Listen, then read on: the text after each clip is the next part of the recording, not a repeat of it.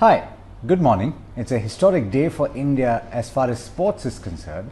In the markets, we're somewhat muted today. In fact, you have the benchmark indices that are trading absolutely flat right now, about an hour in to the start of trade. You have the Nifty 50 trading at very close to yesterday's close at 16,267 or thereabouts. In fact, let's take a closer look at some of the contributors to the move today. You have Eicher Motors right on the top, about 3.5% higher. Wipro, HCL Tech, Mahindra, HCL Tech, TCS, all gaining over 1%. So the tech companies, the large ones, are making moves today. Infosys as well, gaining as much as 0.6%.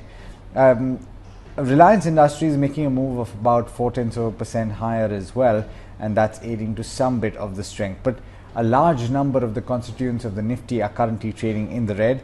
The biggest loser is IOC, which is losing about 2.5%. Indicent also down about 2.3%. ONGC, Hindalco, Grasim, Coal India are just some of the losers. In fact, if I read up the list, you have the likes of NTPC, UPL, Tata Steel, SBI and Power Grid all losing 1% or more. State Bank of India in particular losing ground after its Q1 results, which were a beat in most of the categories on the bottom line. However, there were concerns that were raised with regard to the slippages. A large number of the fresh slippages coming from the retail book, from the MSME book. So that's definitely a cause for concern and something to watch out for. In terms of the overall market breadth, it's very firmly in favor of the decline. So on the Nifty or on the NSE, you have as many as 1,439 stocks that are declining and only about 350 or thereabouts that are advancing, and that is reflective in the way that the broader market indices are performing at this juncture. You have the midcap index, which by the way has been a stellar outperformer in the recent past, that is losing about 0.4% at this juncture, and you have the small cap index, which has also been underperforming, which is down about 0.7% or thereabouts.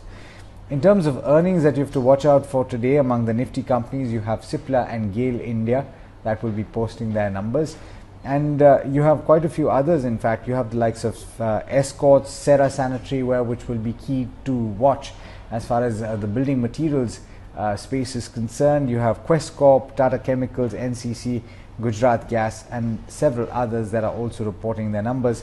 Titan posted its numbers yesterday, by the way, and it posted a revenue of 3,249 crore rupees. That was higher by 75% on a year-on-year basis, but that's not necessarily comparable. Margins came in at 4.4%, PAT at 61 crore versus a loss in the year-ago quarter.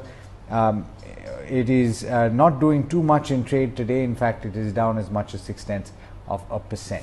But that's more or less what you have to bear in mind. Foreign institutional buying is something that I had pointed out a few days back that had been dragging the equity markets lower. That has changed dramatically over the last two sessions, and it will be important to watch whether they continue to buy, because that is going to lend just a little bit more strength to the equity markets, where at elevated levels. So consolidation is par for the course.